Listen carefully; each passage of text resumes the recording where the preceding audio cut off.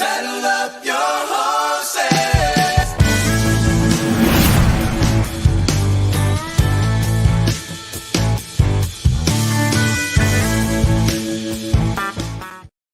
Pitter patter, let's get at her. It is another episode of the Manely Broncos Podcast. The sky is falling. The sky is falling. That's like that is the main takeaway, of course, with the Broncos, trouncing that they had, when they played the Detroit Lions. The Lions trounced the Denver Broncos. It was almost like a spitting image probably for a lot of Broncos fans as far as a game that happened just currently this year, which was 70-20. We'll talk about that, of course, in the show, and we'll definitely give our thoughts on it. And our main topic, of course, which is the sky is falling, or of course, it's time to panic, right? It's time to panic. So we'll talk about that. And then we'll talk about the Patriots game, the Patriots preview, which is actually going to be on Christmas Eve, I should say. So we'll do that, and we'll do our typical NFL picks. But before we dive into any of that, we have another guest over here on the Manly Broncos Podcast. Rochelle Hamilton Jr. joins the show. Now, he is a really good friend, of course, of someone who's been on this show before, Josh Sherman. So he's we came at a good word from Josh and brought Rochelle on. So it's nice of you to join us, my man. Oh man, thank y'all for having me, man. It's great to be here. Like Josh has told me a lot about y'all, told me a lot about the pod and everything. And man, like I said, I've been knowing that guy. Man, a good, got to be 9, 10, 11 years. I've lost track at this point. But got to finally meet him in person at the Broncos Texans game last year. Great dude. And love talking football with him, love talking Broncos with him, love talking life with him. That's my guy. So you basically have known him since like 1987, at least like that's what it feels like, right? Right. Yes, sir. Yeah, it's been a while. How you doing, Brandon? I like the backdrop, by the way. Yeah, I was gonna say, so he's great friends with your worst enemy. Just kidding. Unfortunately I couldn't get it to fit vertical, so I had to improvise here. But yeah, we've heard of Elf on a Shelf, Cam on a Spam. That's right.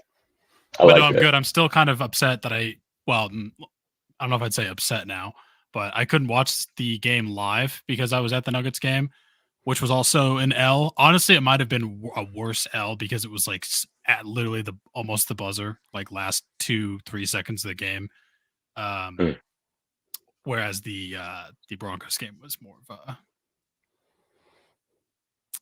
owning. Let's just say it's the nicest way I can say it. Well, okay. So not for my fantasy team. That's all I'm going to say. Not for my fantasy team because I had 3 different Lions players and I'm in the playoffs. That's all I'm going to say. Well, I got to ask you this because obviously, the Broncos game is one that everybody talked about, but, and Rochelle, I'm sure you noticed this too, is like it was Denver sports in general that took a huge hit. So I got to ask you, Brandon, what was that like? Not just from the standpoint of like, you obviously heard about the Broncos, losing, Well, I kept pulling the score up when I was at the game. Right. But obviously to the fact that the Nuggets lost. Yeah. Like, tenths of a second left. Horrible. I had to go drink afterwards. Immediately afterwards, we got to go out. So what was worse, seeing the Broncos final score or actually witnessing a gut-wrenching loss like that firsthand? Honestly, the Nuggets loss was worse to me because I saw it in real time. Like, I know the Lions team is very good, and I honestly knew it was going to be a hard game to win. I know I predicted that we would have won, but like going into this season, I 100% would have picked that as an L, and pretty much until we had that 5-game win streak. It sucked to see because it was like just such a huge number, but it was mostly the other reason the Nuggets loss was so horrible was the feels like there was some weirdly questionable officiating. Like, I just feel like we didn't really get as many like free throws as we should have, and then there were like just some absolutely ridiculous highlight plays, and I was in room like a Bronco game, so I was like almost as close to courtside as you could basically get without being rich. So that was it was a fun game, but it was completely heart-wrenching to lose in the last at the buzzer, basically. But yeah, then I pulled up the Broncos score and I was like, oh, well, this is just not my day. It wasn't even just like it. it wasn't even that just too like the Avs lost, obviously Broncos lost. Like it was like the biggest trifecta, of like losses all across Denver sports. Colorado sports pissed off the gods or something. Yeah. I don't know. We did something wrong. And really, we forgot our. Go ahead, man. My bad. I'm sorry. Go ahead. Oh no, I was just gonna say. Not only did all those teams lose, but all the teams that the Broncos needed to win lost. So to add insult to injury. Yeah, as much as you want, like, because that's the thing is like, as much as you want, teams to help you out, it's more important that you take care of business. And obviously, the Broncos didn't take care of business. But when you don't take care of business, you do need the help. And when that doesn't happen, it turns out to be a really, really bad weekend. Of course, we'll talk about, of course, that, and of course, the sky is falling mentality, of course, possibly with that, but. Before we dive into talking about that Lions game, sadly, Rochelle, why don't you tell people like how you became a Denver Broncos fan, and maybe possibly if there's any other Denver sports, maybe that the teams that you may also like. Okay. Man, the way I really became a Broncos fan, man, was as a kid, because it's funny. I mean, I'm from Amarillo, Texas. I live in Amarillo, so it's Cowboys country down here. My dad is a Cowboys fan, but for me, it was kind of just, I don't know, man, as a kid, I'll be honest, I think I was like 4 or 5, and it was the colors back then that really got my attention. That's back when they had the old orange jerseys with the light blue helmets. And, I'm a huge Ninja Turtle fan, so Michelangelo is my favorite turtle. So it was like, oh, snaps, they got orange jerseys like my guy Michelangelo, and blue's my favorite color. So that's what really grabbed me, man. Like I said, I was 4 or 5. And as I started playing football throughout the years, that's when I really started, I just fell in love with them, man, as time went on. And of course, by the time I was 4 or 5, Elway's still there. But, when I really started playing football and really getting into it, that's when we had the days of like, Terrell Davis, Shannon Sharp, Rod Smith, Ed McCaffrey, all those cats. So, I mean, the Broncos, they just running over people, steam trucking, these different teams and everything else. So it was back then it was easier to fall in love with them. But man, and just through the years, man, it's just been, it was started off as a color thing, and then really, I started playing football. That's how I became a Broncos fan, and just, man, it's been, orange and blue in my blood ever since. And it's funny, I get a lot of family that, man, you live in Texas. Why are you rocking the Broncos and everything else? And it's like, man, I can't help it, man. It's just, it's in my blood. It's in my blood. And it's good to be different. And also the funny thing is, with the Broncos, winning streak over the Cowboys, that's one thing I can hold over Cowboys fans' heads. So I think the Cowboys, they've lost to the Broncos every time since like 1995. And I love to rub that into the face of these Cowboys fans, man. So pretty much since I was born. So you guys are right. Absolutely. So, it's just been a lot of fun, man. It's been a part of my life ever since I was a kid. Well, awesome. You're tugging at my heartstrings a little bit, because I got to tell you, I'm a big Teenage Mutant Ninja Turtle fan, and so the fact of like, of all things, that is the one thing that drew you to being a Denver Broncos fan in the sense of like Leonardo is blue and Michelangelo is orange. Like the fact that would lead you to being a Denver Broncos fan is so like being a 4-year-old like. It like is, I mean, I didn't necessarily have that kind of logic, but I mean, like, it was one that like I could definitely resonate with, right. Because you're growing up and like, because I'm a big Power Rangers guy, I'm a big Turtles guy. So, but the fact that you're going off of something like that is absolutely something when you're growing up as a kid, it's truly like one of the first things you're gravitating to. It's like it's like the fun, the funny skits that you see like. Like when they do like the NCAA tournament and the girls going off of like naming the mascots and something like that to a certain extent. It's kind of like that same type of deal. So I resonate with that. So and of course the Teenage Mutant Ninja Turtles, like I said, is a big thing for me. Yeah, those are my dudes, man. Those are my dudes. Who's your favorite one? Leo. I was big with Leonardo. I was big on. I was big on like the leaders, right? I was big with Leonardo, and and Tommy as a Green Ranger and White Ranger. So Okay, man. I rock with Tommy. I rock with Tommy. That was my dude watching the Power Rangers. And that was an unfortunate deal with him. Not too long ago, man. So R.I.P. to Jason David Frank, man. yeah, God rest his soul. Oh yeah, absolutely. Yeah. I'm not as much of a TMNT fan, to be honest. I mean, I like them, but not. What? I'm not on your guys' level. I'm sorry. Okay, but are you at least a Power I Ranger was definitely a fan? Power Ranger fan. Power Ranger was my thing. That was my thing. Okay. We still rock with you. Yeah. right. Actually, I think I told Cam this story, but Ro, I had a client at work once who said he was like, I don't know if I would say the term stunt actor, but like occasionally he was like actually the one that wore red, like for kind of a stunt thing. Okay. Which was insane. Like he showed us the helmet. It was ridiculous. That's pretty cool, It's man. cool. It was cool. I mean, red wasn't my favorite, but I was a green guy, green and black. But Okay. and white. I don't know. I kind of liked all of them, but green was kind of up there. So Okay. I was definitely Power Ranger guy, but not as much of a team. I mean, it was pretty easy to like Tommy like right out of the gate. Like once you saw him, you saw exactly how he was carrying himself. I mean, it was basically that Red Ranger or I want to say maybe the Black Ranger, like in the beginning, like the beginning, and then and obviously there's a movie growing up as a kid, right? The Power Rangers movie, and I hate to bring this up, but obviously the first celebrity crush, Amy Jo Johnson, man, I was just about to say that. Yeah. So, yeah, Pink Ranger. Yeah, it's definitely some OG stuff right there. True story, man. Co-sign 100%. That was the first celebrity crush. And it's just like, man, I had no idea who she was, but I was just like, bro, that Power Ranger, that is one fine Power Ranger. Right. Now that I think about it, I think I didn't know what a celebrity crush was, but I probably didn't know what a crush was. I was really young, but yeah, I agree. Well, but the funniest thing is, I think it was most just like, why do I feel this way when I look at? Well, the funniest thing for me was like, when you don't know the name like over 5 years, but for a fact of like who she was, like so basically like who was your it was the Pink Ranger. You didn't know her name, but like it was the Pink Ranger, and that's like all you. So that, but then like once you start realizing what your celebrity crush was, it was like, oh, that's who it was. Like that's who it was. Yeah.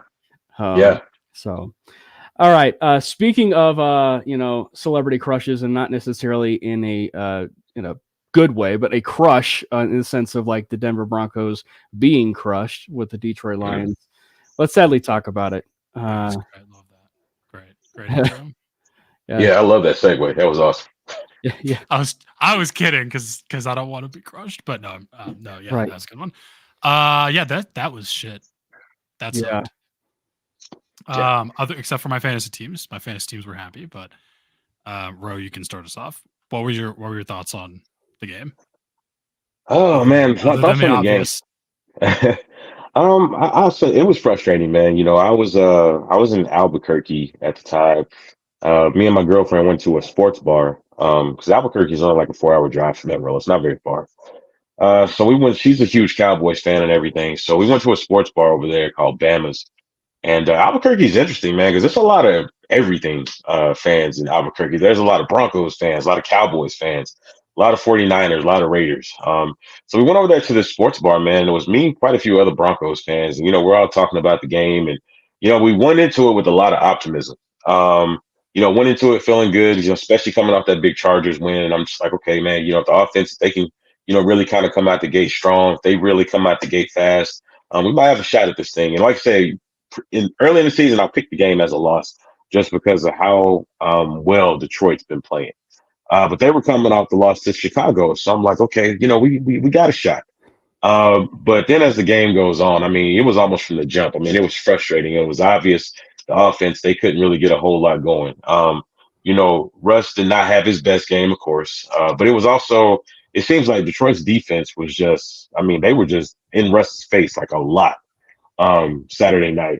They couldn't get the running game going, really couldn't get anything going in the pass. So the first half was kind of just like, okay, maybe in the second half, we'll see what's going on. Then they come out. I think they drove down the field. I can't remember the exact sequence of the plays, but they looked a lot better coming out of the second half. So I'm like, okay, maybe we can really kind of get into this thing. And then, of course, we get down rush in the offense. They drive down the field. They get down there, and I can't remember if Javante's play was first or if Jalil's first. I can't remember the exact sequence, but I feel like Denver scored pretty much, 3 touchdowns on that particular drive, and so it was frustrating because it's like, what are these refs seeing that the rest of us aren't seeing? Because for me, it looked like they broke the plane.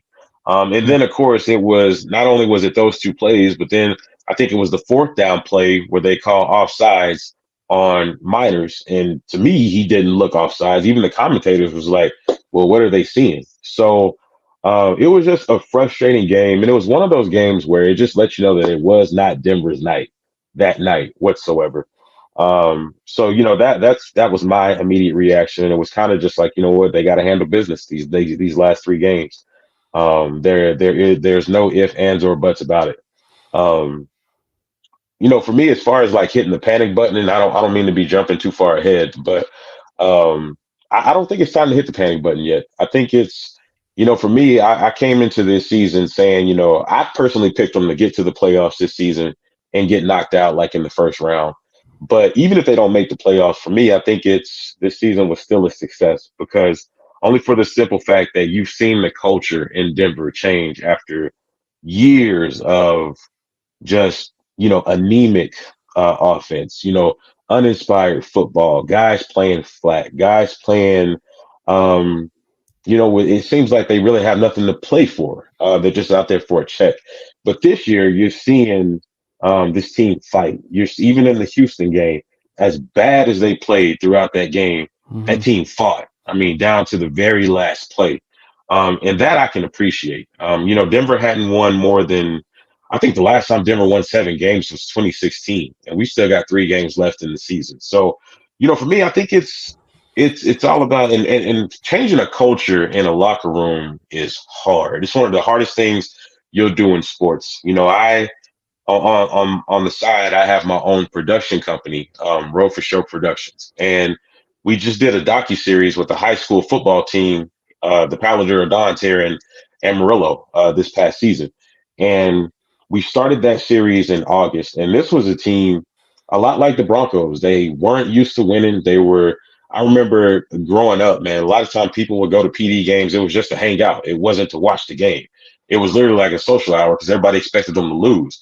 Well, now you got an alumni coming back and wanting to change the culture and wanting to change the way these guys think, wanting to change the way these guys lift, the way they eat, the way they carry themselves, the way they conduct themselves in the classroom, the way they talk to people, the way they talk to young women, the way they talk to teachers. I mean, wanting to change this program from the inside out, change these guys, their hearts, their souls, their minds, change them from young boys to men.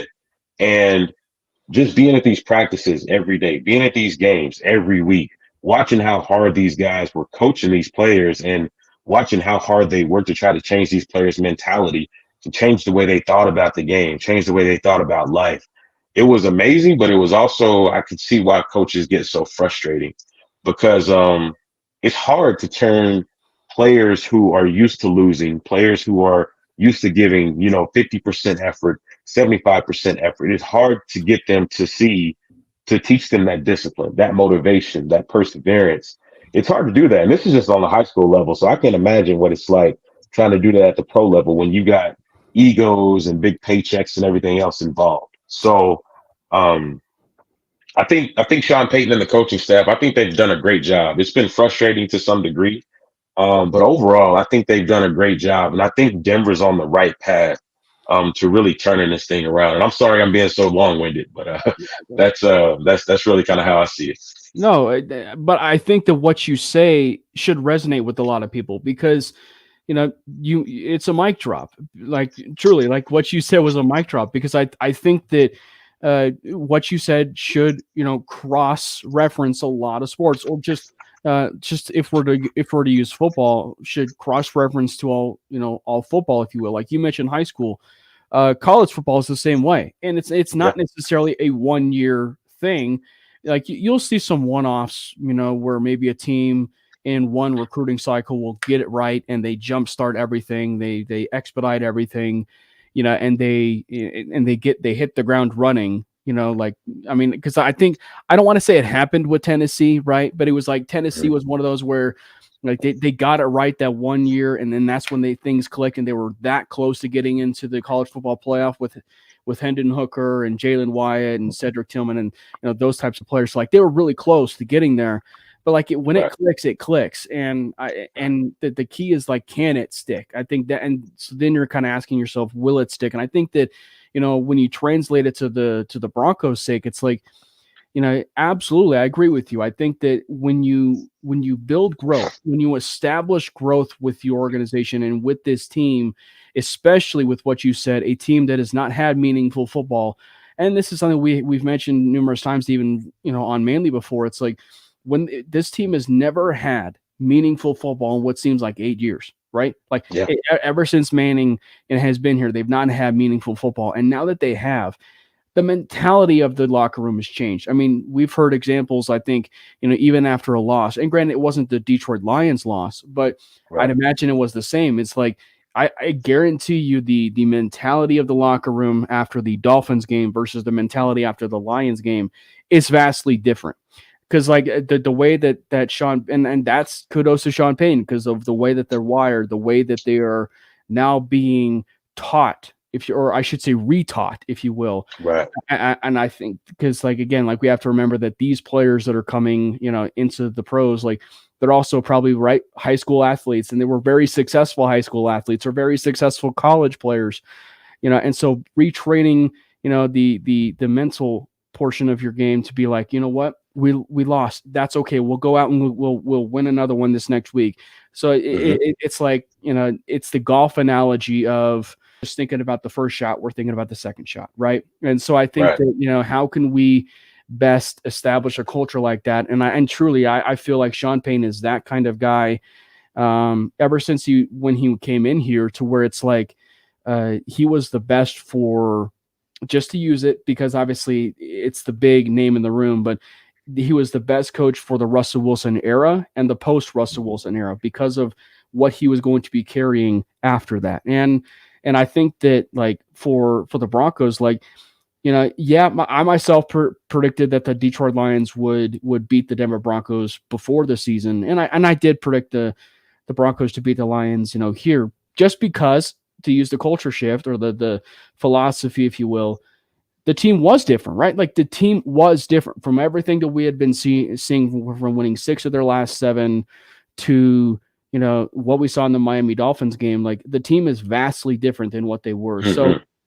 So to be fair, like, we didn't necessarily say that we were going to expect that game, but also expecting us to kind of, pull back the curtain and be like, oh, well, you know what, this team is back to exactly who we thought they were, right? Like, let's kind of calm down on that, because it's like they aren't the same team that they are anymore, because of the fact that they've had that meaningful football. They're back into playoff contention, and they're not officially eliminated, right? They're not officially eliminated. If they win 3 of these games with some help, we should clarify that, with some help, they can get in. And I think that, to your point, like, you can still, as it may be a tough pill to swallow, but even if you're scraping at the barrel and you get to 10 wins and you miss the playoffs, or you get to 9 wins and you just miss the playoffs by that much, like, that's still a successful season. Because, I mean, I definitely understand. And Matty tweeted this, I think, on Twitter, I believe it was yesterday, but he said, and I'd be curious to know why he said it, but he said, improvement doesn't exactly equal success. But I guess, like, if you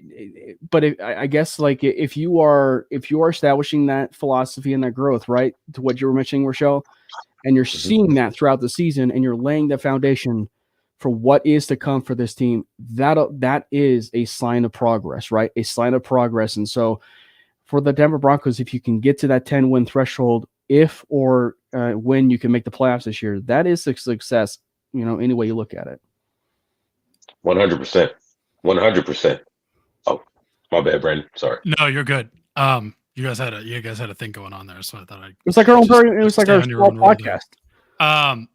Yeah. I mean, here's the thing that I feel like I don't see mentioned enough about this game. The Lions, like, yeah, we're in the middle of the culture shift, and I think it's going well. Yeah. And Sean Payton's the right guy for that. Here's the thing: the Lions beat us to it, though. Like the Lions have already gone through this. The Lions are already at that point. They're ahead of where we are now. I'm not surprised that they beat us. Exactly. But if you want to look at where we're going, and you can talk about, Ross being the quarterback, which may or may not be the case. Like, who knows? But it's a fairly similar shift to what the Lions did, but they did it last year, and this is their follow-up year, and now they're gone through success. Like the Lions, ironically, at the same moment, like they were 1-6, they played Green Bay. That's the secret. Be 1-5 or 1-6, then play Green Bay. They won at Green Bay, and they ended up winning 8 of their last 10. And then they carried that momentum into this year, and they had an easier schedule, I think, than we did. Well, they did last year than we do this year, but they're ahead of the curve on us. And again, it's not that surprising that they won. It kind of sucks they won by so much, but they were doing what they did, but they're a year further along in the process. It's going to look a little bit different, but I still think we're kind of going in the right direction. This is just a very good team. This is 100% a playoff team. This is one of those teams that can be spicy in the postseason. So yeah, I mean, it sucked in the moment and it sucked to watch, but I'm really not that discouraged. Like there's all the whole, the sky is falling thing that Cam said about 17 times today. And then there's like that whole overreaction to Sean Payton screaming at Russell Wilson. Have you not seen coaching? That's just coaching. That's welcome to professional football. That's just what happens. Like, okay. But I mean, yeah, I honestly still think we can win out. I think we can have a shot at the playoffs. And I think this was the hardest remaining game on our schedule. And honestly, it might've been one of the hardest games on the schedule to begin with. But now we have the Easton stick. Okay. Obviously the Patriots, Bailey Zappi. That'll be interesting. The Sean Payton, the Bill Parcells Bowl. And then obviously we have the Raiders, who might actually be a bit challenging, but I think we can pull that out. So we can win the next 3 and be going into this looking pretty good and have 10 wins, which, like, would you have thought that was possible at all beginning of the year? Because I certainly did not. I mean, yeah, it kind of sucks. We're still behind the Chiefs, and the Chiefs unfortunately kind of have an easier schedule, but I mean, did I think we were going to win the AFC West? No. Was it nice to have a little bit of a chance of the hope that we could maybe do that? Yeah. Right. But it's, I mean, yeah, it sucked, but I'm not surprised. Well, and that's the layer to this, though, right? Like that's the layer to what we were just talking about. Is like, so like when you peel it back, like expecting us truly to beat the Lions at the way that we did, like, we should be like, we probably should have been a little bit more, maybe less Kool-Aid-y, right, if you will, and realizing that the Lions are a really good football team, right? But like, and I think that too, like for the teams that they played, if you're going to be using it as a model, like, and when I say like teams, it's like a model of how they've been just blown the doors off of. It should be Miami and Detroit, because like those are the two teams, like as far as how they use their speed, how they use the way that their offense runs, like those would be models, I would imagine, for the Broncos to go after. Like, okay, this is exactly how we can possibly, incorporate things, run the football, maybe go a little bit no huddle, use the middle of the field, take some of those deep shots down the field. So I mean, and moving fast, right? Like, and moving fast, if you will, a little bit, not necessarily no huddle, but moving fast, right? And so I think that, those are certainly models. And the fact that it's a Dan Campbell product, right? Like it's a Dan Campbell product that is of Sean Payton. So you hit it on the nail. You hit the nail on the head, Brandon, with it, because it's like, that's the other layer of this is like, we also should be looking at it from the standpoint of that's possibly what the Broncos could turn out to be, with that, right? Like with that possibly. Yeah. And so and so that's the other layer to it. And two, like we should also preface this way. The reason why the Broncos are challenging for a playoff spot is because they won 6 of the last 7, right? It's because they won 6 of the last 7, so that again goes to the culture shift. And the one thing too that I have to say about the Lions, as long as we're talking about them, because Obviously, this is the Broncos podcast, but I'm a huge Matthew Stafford fan, and I feel so bad. I mean, I know he went to LA and he won a ring and he's doing well, but could you imagine Matthew Stafford on that team now? Like, he missed it by that much. Like, he was on a completely atrocious Lions team for so many years, and he was the only good thing on that team. And suddenly, like, now he's doing well, but now that team is rolling. And they, like, if they had Matthew Stafford, I mean, I like Jared Goff, and he's working, and it's working for them. They had Matthew Stafford, that team's winning the Super Bowl. Facts. 100%. 100%. And really kind of going off of y'all's points of, you know, where the Lions were last year. The Broncos are where the Lions were last year. And then coming into this year, they look like a vastly improved team. Well, they are a vastly improved team. I think it also goes back to that continuity in the NFL. We don't talk about that enough. And the only reason why I bring that up, you hear a lot of fans talk about, you know, oh, they need to get rid of Russ, or they need to do this with Russ. Can we trade him? Can we cut him? I think fans need to be more patient with Russ and this offense as a whole. And the only reason why I bring that up is because, you know, there are, you know, you see the shot of Sean Payton, you know, he's yelling at Russ. And like you said, Brandon, people made a big deal out of that. That's just what coaches do. If people saw how many times coaches yell, cuss, and scream on the field at players, locker rooms, whatever, they would be surprised. I mean, there were clips with that. Even when we did this docuseries this past season, there were clips we didn't put in because we didn't want parents to, you know, get shocked at the language that was being said on this field. But you know, I played football for years. I mean, I know how sons, right? Like, and at their sons, exactly. Yeah, absolutely. And so the thing is, I think another thing that a lot of fans don't think about is how hard it is for guys to learn a new system. How hard it is to learn new formations, new plays, new audibles, new cadences, learning new coaching styles, learning, you know, what this coach like, learning new terminology. You know, Russ is on his third offense in 3 years. I don't think people realize how hard that is to learn 3 different systems, 3 different coaches in 3 years. And on top of that, you're learning new receivers. You're learning different offensive linemen. You're learning all these different things that go into installing an offense, that go into you know, having a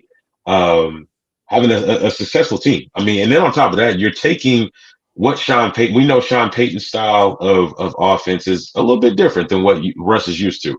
So not only do you have just the new plays, the new formations, the whole newness, but you also have a coach who has a slightly different style than this quarterback, trying to merge these 2 different things, trying to merge what he does well with what Russ does well, and trying to take all that and merge it into one, you know, I guess, you know, one dinner plate, if you want to say it. So I also think that, you know, given that, I'm excited to see what this team will do next year. You know, provided Russ is the quarterback, I don't think they should get rid of him personally. I think we should keep Russ. I think they should let Russ get one more year in this system. I remember I read a clip.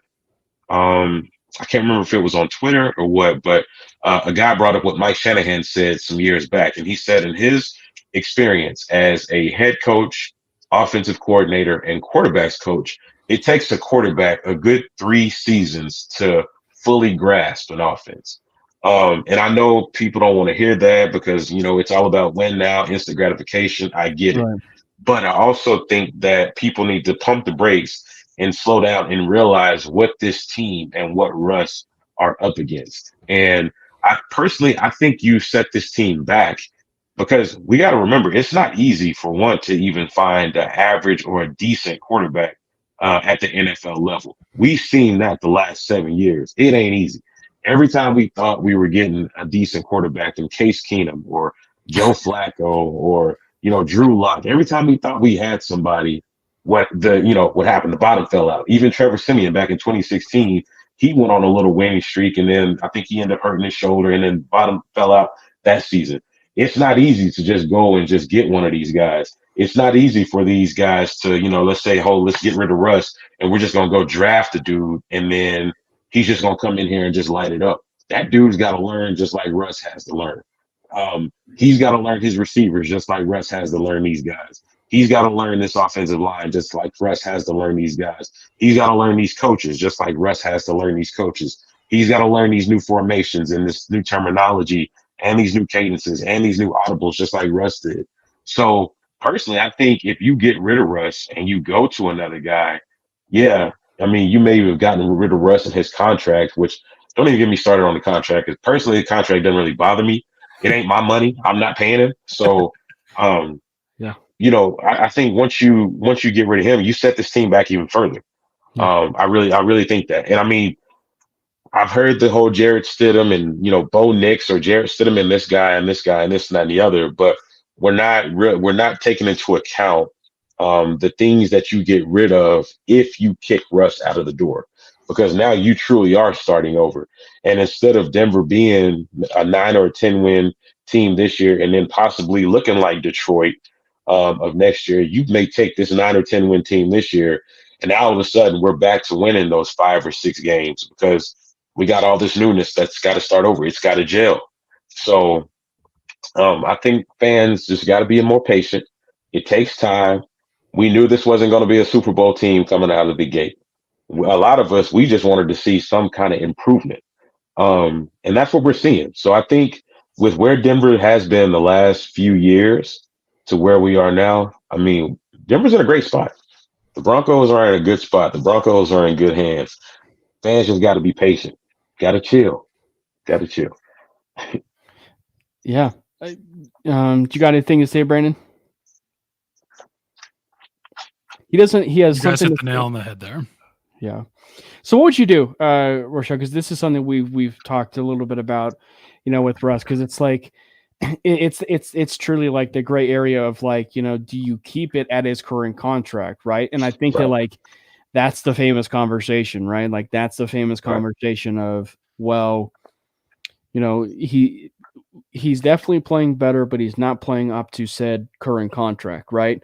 So now it just becomes, is that a conversation that, you're having in the offseason, which is, do we restructure your contract or give you a little bit of a pay cut to possibly shave it off a little bit? And then after that, then you start, or then you do both, right? Not to say you go to the, well, I mean, it's not necessarily the Aaron Rodgers, Brett Favre comparison or the Joe Montana and, Steve Young, comparison by any means, but it's just like, how can we be able to keep the train moving of, how can we do it so that it's just a constantly moving train, right? So like life after Russ is as smooth as we need it to be, right? So, so you get the restructure or pay cut with Russ, but then in 2024, you address the quarterback position. You get the quarterback that you hand pick that is a draft quarterback for Sean Payton, whoever that is, and the draft is a funny thing. I mean, people say Michael Penix Jr. is a top 15 pick, or they say he's possibly a day 2 pick. So there's certainly some window of opportunity, and possibly do that. Then, that's something you would consider. So, but it just depends on who you fall in love with, right? So what would you do? Like, what would you do? Because I feel like in the ideal scenario, and this is something Brandon and I have said before, like my ideal scenario would be to restructure or pay cut Russ, and work that contract a little bit, keep him on, and then possibly move on from him after 2025 or after 2024, depending on what it is and how he performs with 2024. I think for me, it depends entirely. Sorry, it depends entirely on like how does the season plan out or play out, and then specifically on that note, what happens with the draft. And what I mean by that is like, where do we end up? Who's available when we are picking, and like what direction do we go? And obviously the draft is like a crapshoot. It is, yeah. Started a board. You never know what's going to happen. But if we're somehow in a position to maybe take a swing on a guy, I'm not going to say I'm okay with keeping Russ, so we shouldn't swing on a quarterback for the opportunity to. Right. So I think you keep it fluid, and it depends on where you go. But if like, let's say you decide to stick with Russ, but then you are maybe in a position to potentially pick a quarterback, but there's also like a wide receiver that you have rated higher on your board, go that direction. Like, I'm not saying only pick quarterback. I'm just saying like, I wouldn't rule that out. I think it's just fluid. Go ahead, bro. Oh no, I would agree with that. My deal is I think I would approach Russ with a restructure and say, look, I know we signed this deal. I guess at this point it'll be 2 years ago that they signed this deal by the time this rolls around. Hey, look, I know we had you sign this deal, but look, this is the thing. We got to also prepare for the future. And with your current pay structure, it's going to take up a significant part of our cap. We would like to bring more weapons on this team. We'd like to do some different things to also help you out. This is not just, it's not an indictment on him if you approach him about a restructure, but it's saying, hey, look, we need more help in these specific areas of this team to help us win. Help us out with restructuring your deal. I would restructure for 2024 and possibly 2025. And, if you like y'all talked about, if there's a guy in the draft, let's say like it's Michael Penix Jr., if he falls to you on day 2, I think you and the Broncos are in a position to grab him. You got to grab him because we also got to remember Russ is 35. I think he's 34 or 35. He turned 35, I think, this year. Yeah, he's 35 years old. So realistically, I know he says he wants to play another 8 years, but with Russ's style of play, that's probably not realistic. He's got, I would say, 5 years tops, maybe. But I mean, he takes so many hits. I don't know if he has 5 years left in him. As much as I love Russ, as much as I would love to see him in Denver for the next 5 years, we also have to realize that that's probably not realistic. So for me, I would approach him with the restructure. I would keep Russ and definitely keep him in 2024 because if I bring a guy on, if I get Michael Penix Jr. or some quarterback that I just really like, I can sit this dude and have him learn as much. I can have him be a sponge for like that first year. Then in 2025, depending on how 2024 plays out, I can throw this dude in. And, we can get Russ off the books. And I think another thing we had to factor in as far as restructures, I mean, you can convert some of, well, depending on the terms of it, you can, restructure some of it. Maybe you can throw some cash or like a big signing bonus or whatever it is. I mean, the Broncos have the most cash-rich owners in the NFL. So that gives you a lot of options when it comes to guys, contracts and restructures and things like that. So now the one issue that they may have, if I read Benjamin Albright's, and I know a lot of people don't like Ben Albright, I get it, but I think I read one of his tweets where he says, like with the way Russ's contract is structured, they can't even approach him about a restructure until 2025. So if that's the case, I don't know kind of how they navigate that. So it's going to be interesting to see what this next off season holds. But if it's me, I approach him with a restructure. And like Brandon said, I leave myself a lot of leeway where I can either, if I see a guy in the draft I like at the quarterback spot, I take it. But if I see a receiver or offensive lineman or one other problem position we've had, we can't cover tight ends. If I see a linebacker that I like, then hey, I'm about to grab this dude. So yeah, I mean, I think the good thing is moving forward, you got some options. And I don't think they have to just, tie themselves to one quarterback this year, especially since we gave up picks in the Rush trade and the trade to get Sean Payton. So that's another thing we got to factor in as well. Yeah, and I think that, because again, that's my ideal scenario, right? Like that's my ideal scenario is like I would rather keep Russ on and groom your quarterback of the future, like that, because that's my ideal scenario.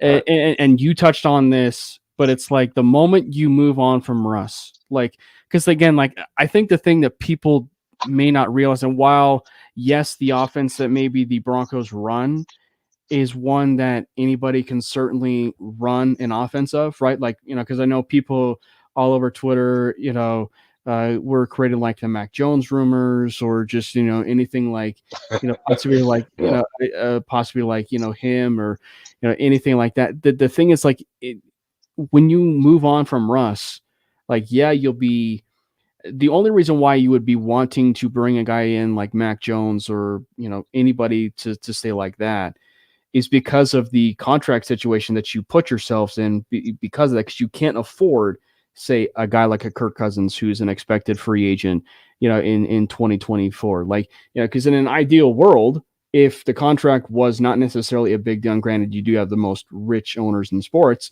but like, if it really didn't matter, then sure, move on from Russell Wilson and bring Kirk Cousins in, and you're talking about a little bit more of a more seamless transition there as far as the offense that that Peyton Man or that Sean Payton would like to run. So, but I think Right. that, and so the thing I'm trying to say is like, you have to use the famous, John Elway term, you have to have a plan A, not a Hmm. plan B.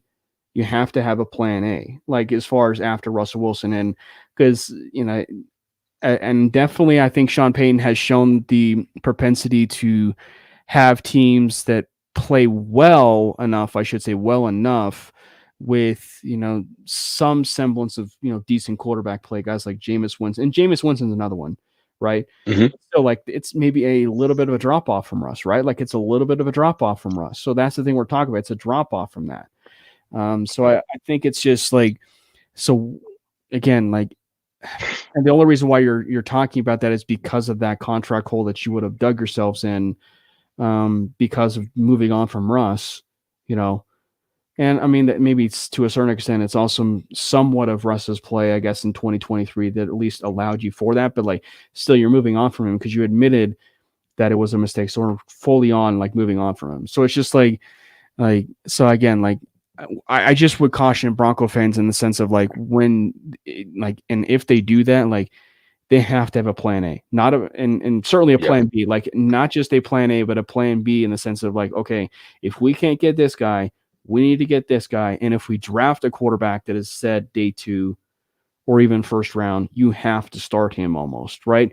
Like, Right. or depending on, who your stopgap guy is, like a Gardner Minshew or whoever.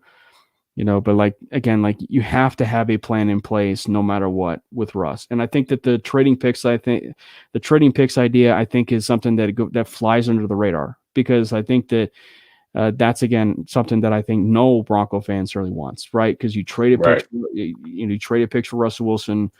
Why would be letting go of Russ or trading Russ or whatever, in the sense of like, oh, here we go again. Like we're trading picks, or the only thing that actually makes sense for me as far as trading picks would be like if you're going into the draft and you are dead set on getting like a Jaden Daniels, or dead set on getting a guy that is just in the top 5 and you want to make that move, then do it.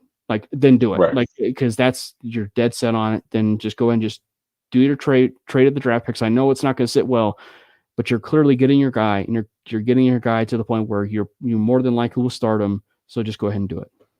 Just take that sticky note that says Vontae Mack, no matter what, cross out Vontae Mack and put have a plan. Yeah. No matter what. I love that movie. Not a lot of people like that movie, but yeah, I've never heard anyone speak ill of that movie. I've heard a few people speak ill about it. Like, well, those are they're psychopaths. So, well, yeah. I mean, that's a great one. Just kidding. To each their own. Yeah. But I've never heard anyone say anything bad about it. Yeah. Now, as far as, and we definitely have talked about the panic button. We don't have to necessarily talk about it a little bit, too much now. So are you hitting the panic button? Like, I don't think we directly asked that question. Oh, no. I'm not either. No, not at all. Not at all. Yeah, I'm definitely not, because I think the thing that's we also need to keep in mind is we're talking about help, right? We're talking about playoff help. Is that, the Broncos control the destiny of, like, the teams that they play, and they do have a decent shot of winning some of these games. But I think it's interesting that, like, of all the games that we possibly could get in, would be the Miami game, right? Like, and I think at the very end of the season, Miami plays Buffalo, right? So I think that when the Broncos play the Raiders, like, say they do beat the Patriots and they do beat the Chargers, and both games are at home. And I'd imagine psychologically, this is going to be a big game for the Broncos because it's Christmas, right? It's Christmas Eve. We know exactly what happened last year, where the Broncos had a massive beatdown handed to them by the Rams on Christmas. So psychologically, it's going to be a pretty big game in terms of psychologically for the Broncos and the current roster of what happened last year. Of course, the game that happened the week before. I think if you can take care of business these next 2 games and at least get to the point where you'll be asking for help with Miami, right? And asking for help with Miami, Because I mean, obviously there's games before that, right? There's games before that. Like I think this weekend the Browns played the Texans, and so like there's some other games like that can certainly help you and stuff like that. But you just got to take care of what it is that you're on first. And then if you can get to that Week 18 game, then you might be talking about a situation where if you lose, then say that Dolphins and Bills game is the one that you probably want to look at, because if the Dolphins, beat the Bills and you lose, then there's still a scenario where you might actually go in, because obviously the Broncos have the tiebreaker over the Bills. So by that scenario, the Broncos would get in. Hey, I love it. I mean, I've never seen either conference be as stacked this time of the season as the AFC is right now. So yeah, I mean, I just think the Broncos need to handle business these next 2-3 games, and actually these next 3 games, and let the chips fall where they may. Yeah, I mean, but yeah, either way, I'm not hitting the panic. Now, the only way I hit the panic button is if they just come out and just lose the next 2. And then it's just like, oh man, come on, man! I was just giving y'all props. Now y'all gonna do me like this? But yeah, no, I don't think it's time to hit the panic button at all in Broncos country. I don't say everything's gravy, but we're in a great spot, I think, right now. If we get handedly beat by the Patriots, I will push the panic button. Yes, facts. Yeah, that's probably the best way to say it, is if you get handed pretty decently by the Patriots, then yeah, I think at that point you're definitely hitting the panic button, especially after the game you just had handed to you with the Lions, and then so. As far as some of the games that are like of note, if you will, so like the Falcons play the Colts, which who knows what's going to happen there. The Falcons are like a Jekyll and Hyde team, if you will. You have the Cowboys and Dolphins, which I mean, funny enough, like I think the Dolphins, like if we're going to be like one of the Dolphins' biggest fans, like. The next 2 games, so like they have the Dolphins and the Cowboys, the Dolphins and the Ravens. But if you're talking about division, right, it's really necessarily like Buffalo and the Bills game at the end of the year, because like the Dolphins and Ravens game, that's going to decide, right? That's going to decide like probably number 1 seed, right? So that's going to end up deciding number 1 seed. Right. So the Cowboys lost, or the Dolphins lost to the Cowboys, that doesn't necessarily, it doesn't help you necessarily, maybe, but it also doesn't hurt you if you're the Dolphins. Right. So, and then from the Bills, right? The Bills standpoint, the Bills have, if we're going to look at it from the Bills, they have the Chargers, the Patriots, and the Dolphins. So, I mean, you definitely need some help, right? You definitely need some help, but I mean, there's certain things that possibly could help you. What is it? But there's really no game, I think, this weekend that probably helps you than what maybe the Browns and Texans and Bengals and Steelers. Even if the Browns-Texans game, I don't even think if either of them win, I don't think there's one of those that wins that helps you. I think the only thing that helps you is it's a tie. Well, the Texans not even then. The Texans would, just in the standpoint of probably the tiebreaker. The Broncos have the tiebreaker. I guess we need the Texans to lose, but it wouldn't. Other than that, it wouldn't help a ton. Just the tiebreaker, because we'd have it over the Browns. Right. Which is funny because CJ Stroud's not going to play, right? CJ Stroud's not going to play. That's what it's looking like. No, it's Case Keenum, isn't it? It's Kasem. Oh man, it's the Broncos game of quarterbacks. Joe Flacco, Case Keenum. So, oh god. Okay, can we talk about the fact that Joe Flacco already has more touchdown passes as Brown than he had in that entire season with Denver? Oh, that's talk about depressing. It was 5, right? Yeah. That shows you where we were in 2019. Wow, 6. He's close. Oh no, he's had 7. He's had 7 this year. So yeah, he has more. Yep. Good Lord, man. We weren't really. He had some good throws too. We really weren't scripting at this conversation, but before we get into NFL picks, but how happy are we for Drew Lock, man? I mean, the guy came in and started versus possibly, and now I mean, to be fair, it's maybe a fraudulent Philadelphia Eagles team at this point, but like they're true playoff players. Drew Lock has the drive of his life, leads him down and throws a perfect ball to Jackson Smith and Jigba. And I thought it was kind of funny because I don't know the exact game, but people were doing comparisons to a play in college. I forget the game it was, but like they were doing some comparisons about like how that play was reminiscent to a certain game that happened in college, about like late game heroics, like nearly the exact same area of the end zone. And it stood. So, but kudos to Drew, man. Like he came in it was such a weird scenario. Like even before the game, like, I don't know, I'm sure you guys followed it, but it was like, you don't know whether Geno Smith is going to start or not. Like, it was like 54 minutes before kickoff. And I don't even know if the Seahawks even knew that they were going to be starting Drew Lock. And then he goes out and starts and puts forth that drive. And then he does his little famous, celebration, at the end. So that was really great to see. And he gives a very real interview after the end of that game. So, I mean, kudos to Drew, man. Yeah, I mean, good for him. Sorry. But I will say, like, the amount of Drew Lock fans that come out of the woodwork on Twitter about this. Come on, man. Yeah. Come on, let it go. You just be happy for him. Yeah. Who cares? Good for him. Yeah. Still gives great press conferences. I love Drew's. Every time he talks, he's just so real. I mean, and I co-sign that, man. I think it was, kudos to him. I mean, Drew seems like a really cool dude. He's a dude that's easy to root for.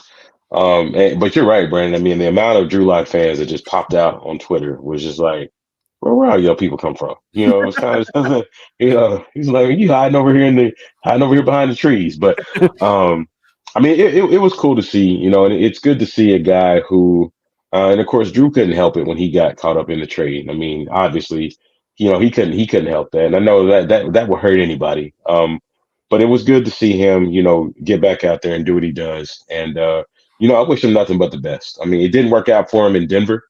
And that's just the NFL. It's just the NFL. So I wish him the best. And I loved his post-game interview. And I hope he goes out and balls out for really for the rest of his career. Yeah. It almost not to a certain extent, because we certainly know that the Tebow fans, and I'm one of them. Like I love Tim Tebow. I love him to death. I love Tim Tebow. Yeah. But like it almost felt to a certain extent like the Tim Tebow craze, because it's like, where are you guys coming from? Like what is happening right now? Like, and I think that, like, to at least the underdog credit, like, you at least, find yourself rooting for the underdog. And I think that that's always what made it so fun with Drew, is like, you want to see it play out. Like, you want to see it, like, and it's easy to wrap yourself around the underdog story. So it's not just the fact of like Drew Lock, but it's like in March Madness, you wrap yourself around the 16 beating the 1 finally in March Madness. So it's just like, and possibly like, how far can they go? So it's just like, it's this idea of like the underdog. It's like, it's so easy to root for, but also to that point, like, and I know this, like, with how long I supported Paxton Lynch as far as I have, but it was like, it comes to a point where as much support as you're showing to a guy, it's also harder to get out of that because of so much support that you've shown for the guy, because you want him to do so well that, once he does make a really bad play, it's like, oh gosh, how can I get out of this? Like, how can I so it takes you a while for you to be like, what, this guy, he's really not, cut out to, be an NFL starter, but he's certainly cut out to be, maybe an NFL quarterback right now.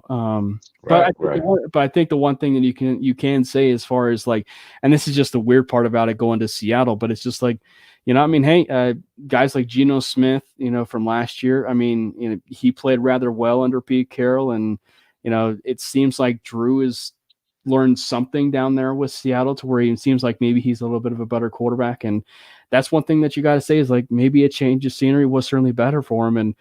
But I will say, like, people that are also clamoring, because that's been the thing that whenever like the Lock supporters, pop out of the woodwork, is like, well, gosh, man, he's a free agent this year. I wonder what he would be like coming back to Denver, with Sean Payne. I'm like, okay, first off, I don't necessarily know if like the off schedule Russell Wilson, and Sean Payton stuff is going to work out in the long run, because Sean Payton is a schedule, right? Like he's a schedule coach and Russ is off schedule. So that's where I'm like, I don't know if it's going to work, but you do got to give it a second year. But it's like Drew Lock's the same way. Like Drew Lock is like an off schedule quarterback, not a scheduled quarterback. He's an off schedule quarterback. So this idea that like, hey, okay, are we going to have this workout where, Drew's going to come into Sean Payton's offense, that someone he's going to handpick and turn him into a scheduled quarterback? No, I don't think so.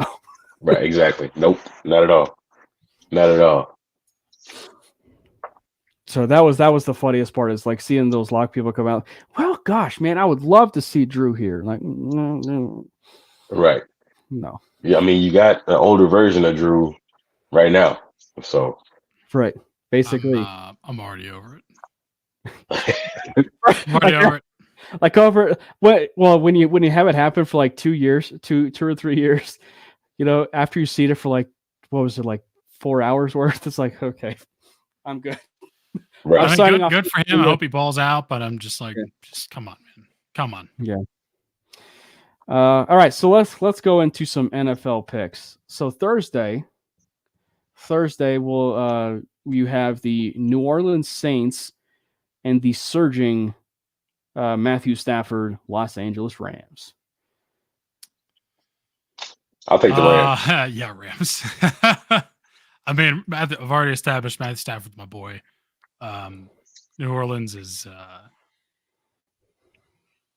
not as good as LA. I'm just gonna go with that. I mean, the records are the same, which is kind of interesting because they don't feel like the same team. The Saints do not feel 7-7. I will say that. Not at all. It's the Rams. Agreed. What a thrilling Thursday night matchup. Give me the Rams. Give me the Rams. The Saints, like you said, they don't seem like a 7-7 team, and I don't know. The Saints, they got some rebuilding to do down there in New Orleans. So, give me the Rams. They're I don't know. They're trending upwards all of a sudden. It seemed like they went through a little part of the season where they were kind of like iffy, but now it seems like they're kind of starting to pick up some steam. And maybe I'm looking at it wrong, but yeah, I'll take the Rams. Funny enough, not to play what is it from like one dot to another. No, one dot to another dot. If the Saints do offload some players, don't be surprised if the Broncos or Sean Payton Bronco or Alvin Kamara. I mean, I'd rather draft a running back. Alvin Kamara. No, I know. He's good, but I know, but I'm just saying, like, it's pretty easy to connect the dots a little bit with some of those Saints players, or the ageless wonder. Was it Malcolm Jenkins, right? Or yeah. So the next game would be the Bengals and Steelers. I guess real quick about the Saints and Rams game is the real question is it going to be a 63-21 game that we got last Thursday, right? That's the question. Right. That's gonna be I doubt it, because you can't even predict something like that. Right. The Chargers' pass defense is so bad. It's not going to be, but it's going to be a blowout. It's not going to be a 63, but it's going to be a blowout. Yeah. So here's the case where I would love it if it was, because then all the attention of who's the worst team and the blowouts and everything is going to shift to the Chargers, and we're going to be forgotten. So thank God. Yeah, exactly. So I hope it happens again. The funniest thing though is because the Rams do share it with the Chargers in SoFi Stadium. So if the Rams put up 63 points and the Saints put up 21, or it was another blowout and the Rams were the ones that dealt the blowout, it's pretty obvious that it all confirms who we know is the youngest child of SoFi Stadium being the Los Angeles Chargers, with the fact that that's exactly what would go down. So the Bengals and Steelers, Mason Rudolph, right? Mason Rudolph, I think he's going to get the start, right? You got Rudolph supplanting Mitchell Trubisky, who looked really bad Like he looked way worse, than he did like when he was wearing the Chicago Bears uniforms. Like it was worse, in what I saw in that Steelers game compared to that, and then to Mason Rudolph. So they're not playing the Browns. But the thing I'm prefacing this by saying is, do the Bengals actually? Nothing. Okay. Do the Bengals? No, I got that. Do the Bengals actually beat the Steelers? Because we have to root for the Steelers, right? We have to root for the Steelers to get this W. You know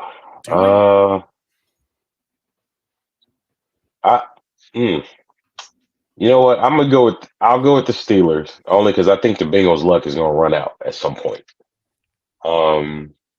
I'm kind of iffy, but I won't be surprised if the Bengals win. I'll say it like that. I'll pick the Steelers, but I won't be surprised if the Bengals win. I'll use a Brandon line. Can it be a tie? No, I think I'm picking the Bengals. Jake Browning is just better. Did you guys even without Jamar Chase? Did you guys see him on the sideline? Like, because I guess he was on the Vikings and he's like basically like chanting to the camera, like, you guys cut me. Like, you guys cut me, basically. Like, this is the quarterback you cut, basically. Yeah. I didn't see that. I'm very upset at the Vikings, though. They were up 17-3, and then they lost that game. Very upset about it. I'm going to go Steelers, though. I'm going to go Steelers. I think that at some point, the Jake Browning stuff has got to wear off.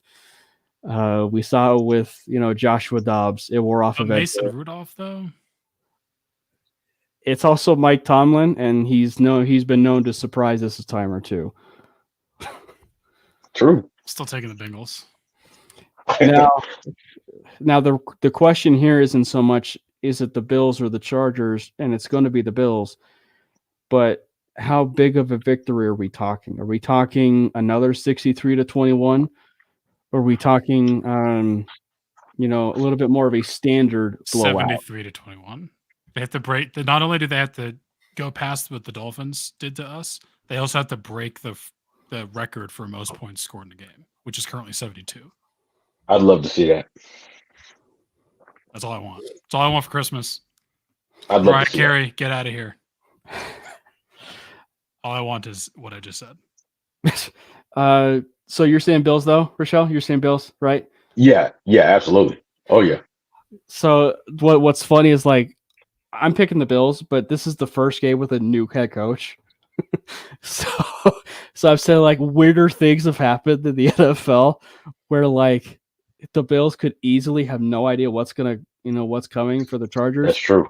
And so, like, the Bills could just, I don't know, like, absolutely drop an egg and lose to the Chargers just because of the fact it's like a new head coach and everything. So I mean, because again, like, weirder things have happened. I'm not saying it's going to happen because I'm going to do the smart thing and predict the Bills, but like weirder things have happened. We'll save the Patriots and Broncos game for last. All right. So we said the Browns and Texans. It is the Broncos former quarterback's Broncos Bowl of Joe Flacco in his prime. Joe Flacco against Case Keenum and those Houston Texans. Oof. You gotta go for the Texans here.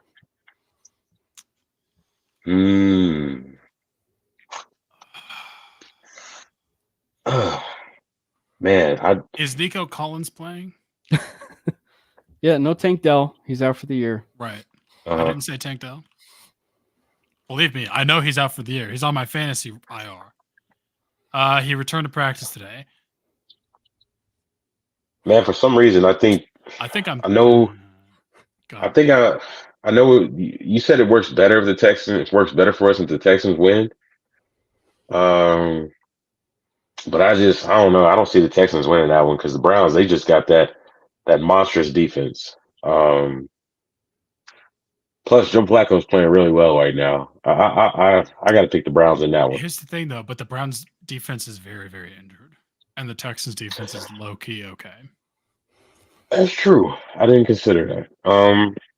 You can still take them. I wouldn't fault you. I'm just that's what led into it for me is the injuries on Cleveland. I think the Browns also have an injury on their offensive line. I think one of their starting tackles recently just got injured too. Oh, okay. Well, Ooh, This is weird. This is a hard one. Do we this get is a hard one. Vikings Case Keenum? Because then I'm taking Houston. Good point. If we get Vikings Case Keenum and Broncos Joe Flacco, give me Houston all day. If we get Broncos Case Keenum and Broncos Joe Flacco, I gotta wash my eyes out. It'd be a tie. It seems like Vikings Case Keenum showed up at the last minute last week against the Titans. Man, this is a hard one.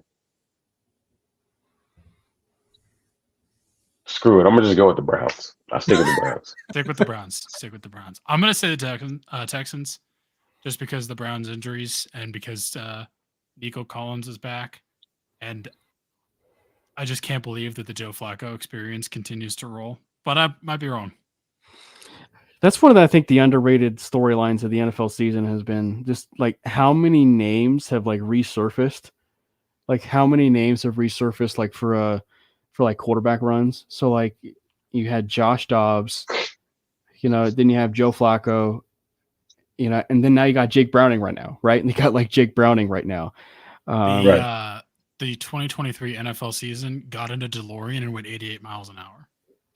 Basically. Man, I think I'm gonna go Texans. I'm just feeling Houston on this one. So now the Commanders and the let's activate the publicity stunt quarterback Aaron Rodgers, but not start him for probably the entire season. Okay, to be fair, they're just gonna let him practice with the team. That's why they did it. But yeah. But let's activate, Mr. Publicity Stunt Aaron Rodgers. Yeah, he just wants attention. That's all it is. Yeah. Yeah, absolutely. We'll still start. I want to say it's Zach Wilson, right? They're starting Zach Wilson, or they, right? So they're going to start. Zach Wilson wasn't he in the concussion protocol? I'm not sure, but you basically have the top 32 offense versus the top 32. I should say 32 ranked offense versus 32 ranked defense going at it for one another. Movable object meets stoppable force. What do you got, Rochelle? Go ahead. Sorry. It's the Jets and who? The Commanders. The I'll go to Commanders. Washington who? I'll go to Commanders. The Jets they can't seem to get anything right in New York.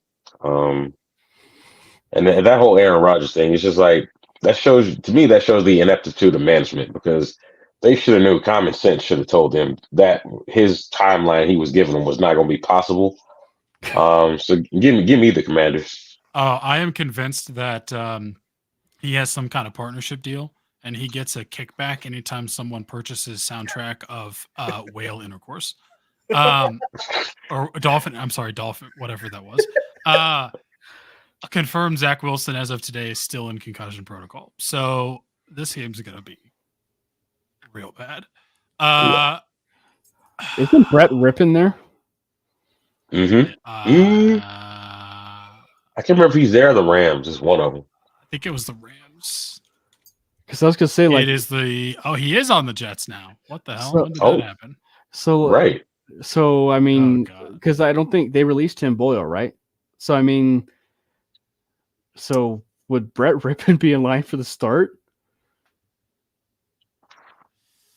I think so. It depends. I don't know. Do the Commanders go to Jacoby Brissett full time? Because he was low key okay against the Rams. So I think I might take. I'm gonna go Commanders. Washington. Yeah, I'm gonna go Commando. I'm gonna take Commanders. We don't need to know that, bro. So Geno Smith is off the spam. Geno Smith is going to start for all intents and purposes. So lock insanity is over now.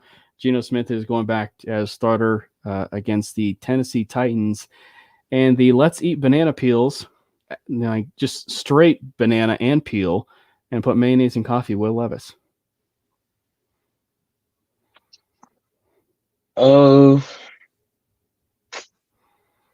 This game's gonna suck. I think. Yeah, it's away. I think I have to pick Seattle because Tennessee's defense is bad. Yeah. I'll take Seattle. I'll take I'm gonna go Seattle on that one. Seattle. A game that does help out the Broncos, but you just don't know if it's going to go in the Broncos' favor. The Indianapolis Colts and the Atlanta Falcons. The Atlanta Falcons, they're a Jekyll and Hyde team. For some reason, they may still keep Arthur Smith because they've been vying for division, title, which of course, when you're in the NFC South and you're battling 500 or less than 500, you consistently can get a division title. Mhm. Do the Falcons pull off the upset here? It's at home. Yeah, but they're not good. Who's playing quarterback for the Falcons? They changed it. Obviously. It's Taylor Heineke. Taylor Heineke, yeah. I think I'm gonna ride with it. Much as it would pain me, I think the Colts got that one. As much as we need the Falcons to win that one, I don't know. Gardner Minshew's been playing pretty decent. I think I Yeah. have to take. I think I'll stick with Indy. Yeah. I'm gonna go Indy as well. The weirder things have happened, man. Packers and Panthers, which kudos to the Panthers, by the way.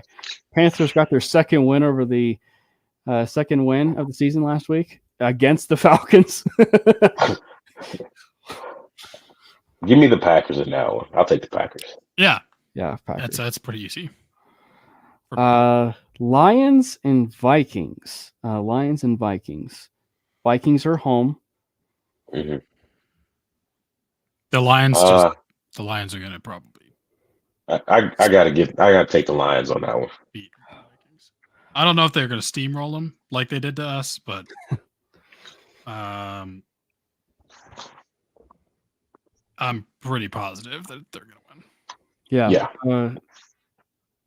I got Lions also. Also, it's a divisional game, and we all know divisional games more often than not are a lot closer than a game that's of course against the Broncos, where it's a little bit more easier to possibly predict a blowout on that versus like divisional. Jacksonville against Tampa, where Baker Mayfield has kind of low key been balling this year. But you got the Jacksonville Jaguars coming off the loss to the Ravens. And they need, obviously, a win to keep up pace with the Houston Texans for the AFC South. Trevor Lawrence has still kind of been... He's kind of like, Yeah, he's up and down this year. He's kind of been he and Justin Herbert are almost like the Spider-Man meme this year. Like, yeah, that's a good analogy. Yeah, that's pretty. Decent. I think I'm going to take Tampa. I think I'll ride with Tampa too. Baker Mayfield he's going to run the defense. Tampa too. Baker Mayfield is looking like he's validating my love of Baker Mayfield coming out of Oklahoma when he was drafted first overall. Now here's a guy I might take a flyer on. If you move on from Russell Wilson, here's a guy I might take a flyer on. And that would be Baker Mayfield. If the Broncos did that, you take a flyer on Baker Mayfield if you move on from Russ. I don't know but I don't know if the Bucs gonna let him go. It's true. I'm actually gonna go Jaguars. I'm gonna go Jaguars over the Bucs. It is the battle of who will be the Atlanta Falcons starting quarterback next year. Kyler Murray against Justin Fields. Honestly, Justin Fields is low-key doing pretty okay. The question is, he's doing okay and the enough to be starter in 2024. Oh, well, I don't know about that, but I'm talking about this game. And the Cardinals defense is... And Kyler is... bad. Yeah, give me the Bears. I'll take the Bears. Yeah, I think I will too. I'm going to go Cardinals. But, yeah, I definitely think it's the battle of who's going to be the Atlanta Falcons quarterback next year. And then we go into a little bit of some tougher games. So you have Cowboys and Dolphins. Cowboys, maybe between the Ravens and 49ers, the best game of the weekend. Give me the Dolphins because I think the Cowboys. I think they're gonna struggle with that speed. Dude, I don't know what happened to the Cowboys against the Bills. They just kind of flopped. They became the Cowboys that we're accustomed to seeing in the playoffs. Yeah, a little bit. Here's the problem though. That defense is still good, and Miami is Tyreek Hill still injured? I don't know. He didn't practice today, so I think he might be. He also seemed like he was close to playing last week, though, and they just decided to. Could be. Yeah. This will be an interesting game. I think I want to take Dallas, but I might be wrong.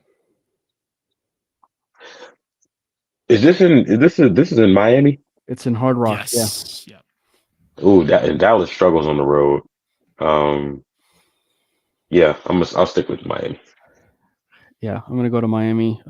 Chiefs. I'm surprised I didn't take Miami because they're my AFC East winner pick, but going Dallas. Go ahead. It'll be interesting if as the train moves on, if the Dolphins can actually clinch the division before they play Buffalo. I guess that's the thing that monitors, winning out and actually getting the division before they get the number 1 seed. So, Raiders and Chiefs. Chiefs. And then I got Chiefs. I don't think there's any analysis. That's Tommy DeVito against the Philadelphia Eagles, the fraudulent 10-4. Dude, I'm telling you, man, what happened? I still think they're really good. I think they're good. I just think they're not as the question good as their record said. Well, the question is, are they more built for the playoffs and not necessarily the regular season? I guess that's the question. I will say I do think. Go ahead, Rob. You go first. I was just gonna say I'll take the Eagles. I don't because they've lost 3 in a row. 2 in a row. 2 in a row. Yeah, I'll take the Eagles. No, you're right. 3 in a row. I lied. They lost the 49ers 3 in a row. Okay. Yeah, I don't see them losing 4 in a row. I could be wrong, but I'll pick the Eagles. I was gonna say I think I will take the Eagles here. I think they're gonna bounce back against the Giants, and Jalen Hurts is probably pissed, but that's a slide by the Eagles. They scored 19, 13, and 17. Wow. Yeah. They also have some injuries now on the offensive line. No more effective tush push. Landon Dickerson, I think, got put on IR. So some more injuries, of course. As long as they have Lane Johnson and Kelsey and Hurts. If they didn't have the tush push, they'd be much worse, honestly. There's an argument probably for that. Yeah. I'm taking the Eagles still. Now, possibly a Super Bowl preview on Monday night. We get 3 Monday night games. Why? I hate it. Or I shouldn't say Monday night games, but we get 3 Monday games, 3 Monday Christmas games. So we get the Raiders and Chiefs at 11 a.m., the Giants and Eagles at 2:30, and then Ravens and Niners for a possible Super Bowl preview at 6:15. So Ravens and 49ers. It'll be a good game. I just wish it wasn't while I was eating food so I could actually watch it. Yeah, that's going to be an amazing game. And every time I see the 49ers, it just pains me because that should be us. Damn you, Joe Ellis. Give me the 49ers. I'll take 49ers. I'm going to just stay in the ride. Just flip a coin. Yeah. Ooh, but then too, I don't know, Lamar Jackson.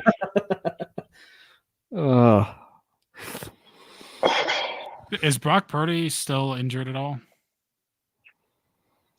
I think so. And by the way, Brock Purdy may be your MVP candidate right now. Yeah. Do you guys see that I think it was 32nd in pass attempts and second in yards or something. Mm-hmm. I think Yeah. it was that. Yeah, it's pretty That's absurd. insane.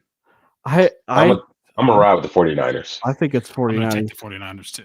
I think the 49ers, they are the best team in football. And I think on a game like That'll this, be a fun game, though.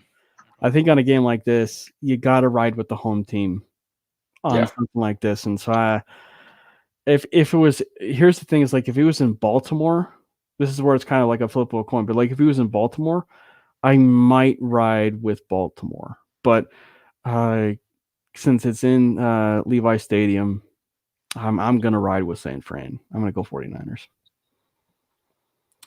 Yeah. All right. So our quick little preview, if you will, do the Broncos get off the schneid in the Bill Parcellian Bowl and get that W over the New England Patriots? Well, it's in Denver, so they better. Yes. I'm gonna say yes. And you're saying yes too? Yeah, Brandon? I'm saying yes. So what are some of your guys' the keys to the game here? It's like real quick because we didn't get This offense has got to have to do something because that's the one thing that Bill Belichick's good at is taking away what you like to do. He's going to try to take away Courtland Sutton. The problem is you can't take away Courtland Sutton because Courtland Sutton will catch it anyway. So Courtland Sutton is inevitable. That's it. Yeah. That's the one. I do think we win, but I think it's going to be, again, the defense of Bill Belichick's going to be difficult to beat. But I think our defense against, even though, again, we kind of were exposed, it feels to certain people against the Lions, but the Lions are just very good. Bailey Zappi and that offense is just, like, do they even have like a legitimate 6.5? It's minus 6.5 for Denver. Yeah. I definitely think we win. I think the Patriots are bad. But that just the defense of the Patriots is the one thing that could make it difficult. Yeah. Well, Bill Belichick is known for defense too. Right. I mean, the Chargers beat them 6-0. I think Denver gets the win. I think it'll be close though. That Belichick defense, like you said, is nice. But this is also, if Jerry Jeudy is smart, this is a game where he can eat because they're going to try to take away Courtland Sutton. So I think it'll be some opportunities for Jeudy. If the Broncos are smart, they'll go back to what he is utilized really well with, and that's Jeudy, and that's the middle of the field. And if you can get Jeudy in the middle of the field, which apparently they chose not necessarily to do in the Lions game, but I guess to the Lions' credit, they were the team that forced the turnover on a pretty questionable offensive play call, if you will, giving a free rusher on a play action rollout, if you will, forcing Russ to make the quick adjustment, and of course resulted in the fumble, if you will, which stalled the drive. See that, unfortunately. Yeah, but if they can work the middle of the field with Jeudy, it might. I think it definitely will open things up, and who knows? I don't know if we're going to get Greg Dulcich in this game. That's obviously something else to monitor. I think that Dulcich he certainly seems like he's trending upwards. I guess here's my question, because I think all of us have the Broncos winning, but like my question is, and Rochelle, you said that, and I'll go, and since you're our guest, I'll go with you first, but it's like, if you said they win close, and the reason I asked this question because obviously we're vying for a playoff berth. How convincing, if you will, do the Broncos have to win for you at least to feel more just confident week in and week out that they'll make the playoffs? The reason why I say it is because, like, if they just squeak by the Patriots, right? Because the Patriots, they're a bad team, that you should beat these teams. But if they just squeak by, and I mean, again, winning close is winning close, but if they just squeak by with the Patriots, are you more or less confident that they'll make the playoffs? Oh, that's a good question. Define probably by like a field goal, like a game-winning field goal. It's probably the hardest defense we'll play the rest of the year, which is not saying much. Yeah. I'd probably say I'd still feel pretty confident. I'd feel confident we'd make the playoffs. I don't know if we'd win anything in the playoffs. Right. Because well, for me, the reason why for me it wouldn't change a whole lot because I think we'll get to the playoffs, but I don't think we'll win anything this year. Right. So for me, it probably wouldn't change. I would just be happy to get the win. Yeah. So yeah, I'd still it'd be about the same for me. Yeah, I think in the long run, it's just a wouldn't change anything. Is kind of what you're saying. It's because that's kind of like where I'm at. I mean, like I'm at the point where it's just like I don't care how you win, just win. Like win the next Yeah. 3 games. Like just win.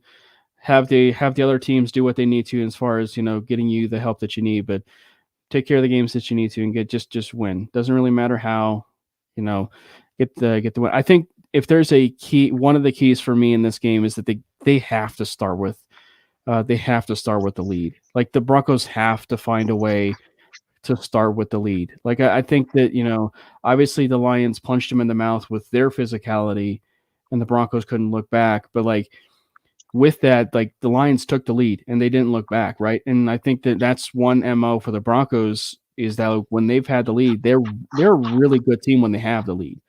Like they're a really good team with that because you can unleash the pass rush. You can unleash guys like Jonathan Cooper. And it seems like Nick Bonito has a pretty good opportunity to play this week, which is a boost for them.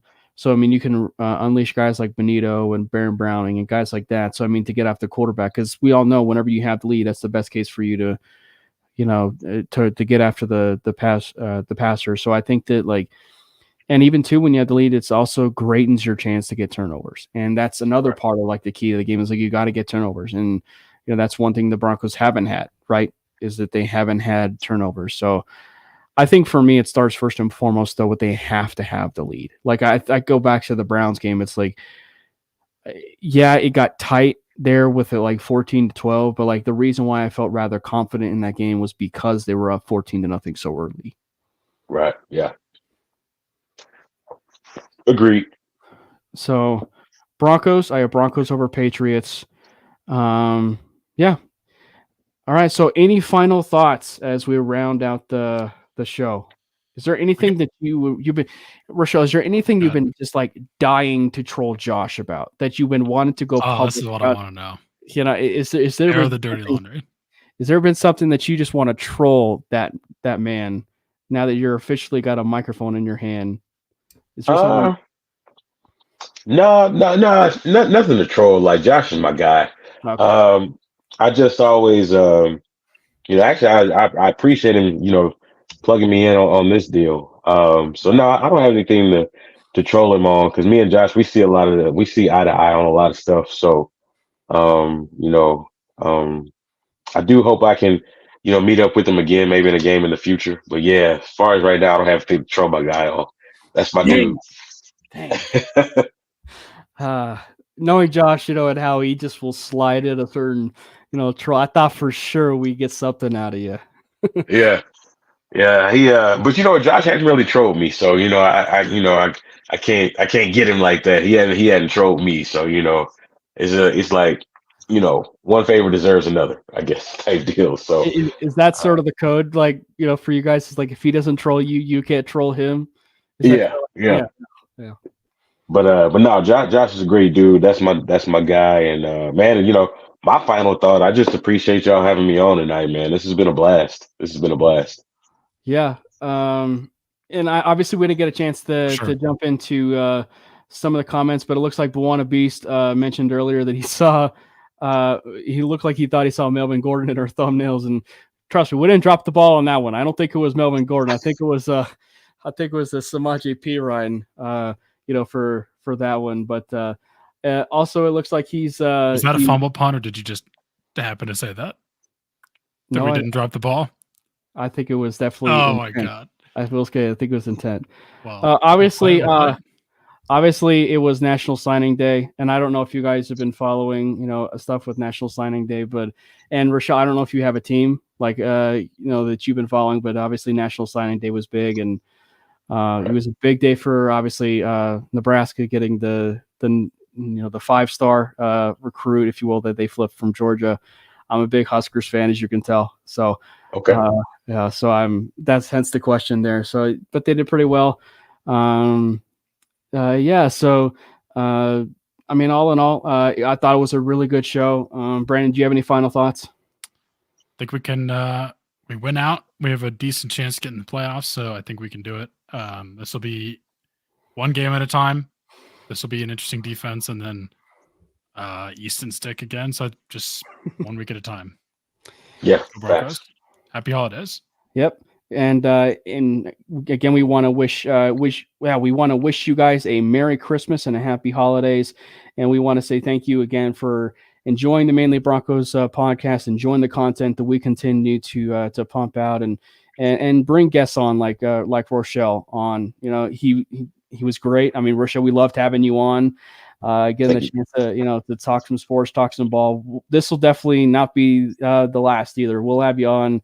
Here, possibly maybe even in the offseason, we get a chance to talk about the 2023 playoff Denver Broncos team, right? And talk about a little bit more about the future and the stuff that'll be, the outlook of the team, heading into the free agency, the draft, et cetera. So we'll definitely be talking with you more, I'm sure. Absolutely. So, yeah, absolutely. And anybody, of course, that has been following along, you guys can follow us on social media. You can follow Brandon at Brandon Miller PO, myself at Cameron Parker PO, the Manely Broncos Twitter handle you guys can follow at Manely Broncos, and Rochelle, they can follow you as well, right? They can follow you over there on Twitter. Yeah, they got Lord, what is my Twitter? Oh, at Ro Hamilton TV, at Ro Hamilton TV on Twitter, and then on YouTube it's Ro for Show Productions, and that's how we get it done. And speaking of, obviously, YouTube, you guys can go and make sure to subscribe to the MHRT Network, where you guys can catch not just the Manely Broncos podcast, but other shows like the Cluster Puck podcast, the 5280 podcast, and the Wild Wild West podcast, which just happened, later or earlier this evening. And so we have a bunch of shows lined up for you. Broncos Breakdown, Elevation Orange. We have a lot of shows certainly lined up for you on the network. So hit that subscribe button. Again, we enjoy your guys' time. Have a wonderful Merry Christmas with your family. Enjoy it with your loved ones. And go Broncos. Yes, sir. Go. When I pass in the street, bag of money in the passenger seat. Simcoe's been asking for me on the road from the west to the east. Way up, I might never come down, cause the coast racking up the flame out. So high, I might never come down, so what, this is my lifestyle.